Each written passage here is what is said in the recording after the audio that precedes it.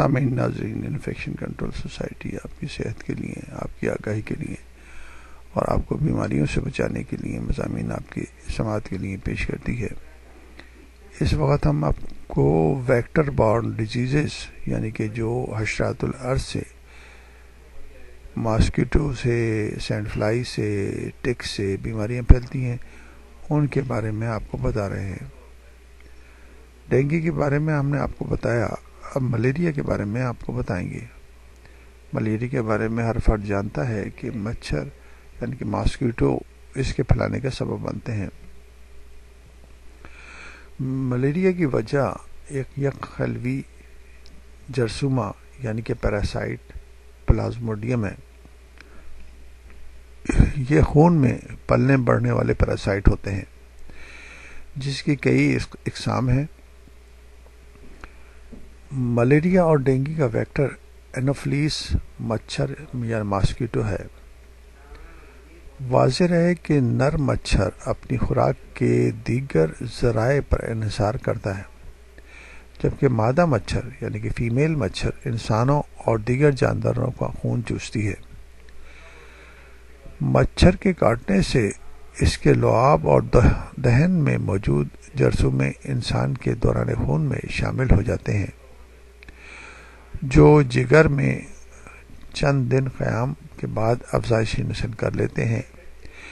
دوسرے مرحلے میں یہ سرخ خلیوں پر حملہ آور ہو کر ہیموگلوبن استعمال کرنا شروع کر دیتے ہیں۔ یہی اس مرض کا خطرناک پہلو ہے۔ ہیموگلوبن سے آری آر بی سی یعنی کہ ریڈ بلڈ سیل ٹوٹ پھوٹ کا شکار ہو جاتے ہیں اور جسم میں پلازموڈیم کا فضلہ خارج کر دیتے ہیں۔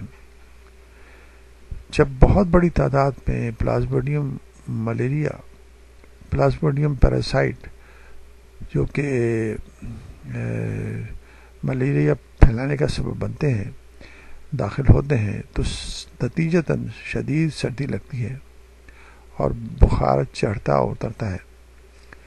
ملیریا کے دو طریقہ علاج ہیں۔ پہلے علاج میں اگر ملیریا سے متاثرہ مریض کا کامیاب علاج کر دیا جائے تو جرثومے اس کے جسم میں ہی ختم ہو جائیں گے، تلف ہو جائیں گے، اور مچھر کے کاٹنے پر بھی یہ مرض کسی اور کو منتقل نہیں ہوگا۔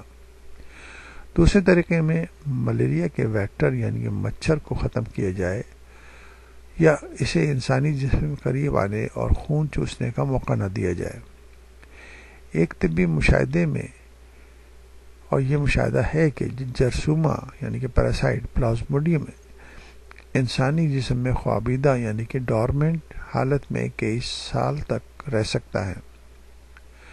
مغربی اور یورپی ممالک کے افراد ملیریا زدہ علاقے کے سفر کے کئی سال بعد بھی ملیریا کا شکار ہوتے دیکھے گئے ہیں، جبکہ ان کے اپنے ممالک میں یہ پیراسائٹ نہ ہی ان کا ویکٹر جرثومے کا قیام کا پسندیدہ جگہ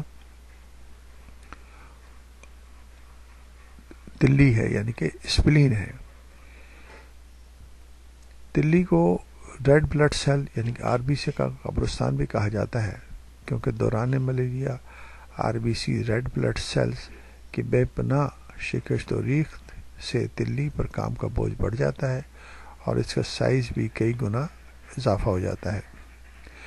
ملیریا خون کے سرخ خلیوں کو تباہ کر کے چند روز میں ہی مریض کو خون کی کمی کا شکار بنا دیتا ہے، جبکہ نوزائیدہ اور کم عمر بچوں میں یہ کیفیت جان لیوا بھی ثابت ہو سکتی ہے۔ البتہ ملیریا کی ایک قسم دفاع کو متاثر کر سکتی ہے جس کا علاج بھی بہت مشکل ہے، جس کو سیریبرل یعنی کہ دماغی ملیریا بھی کہتے ہیں، اور جو ملیریا کی دوائیں موجود ہیں وہ ان پر اثر نہیں کرتی۔ اس لیے اس قسم کی جو پیراسائٹ ہیں وہ خطرناک حد تک مسائل پیدا کر سکتے ہیں۔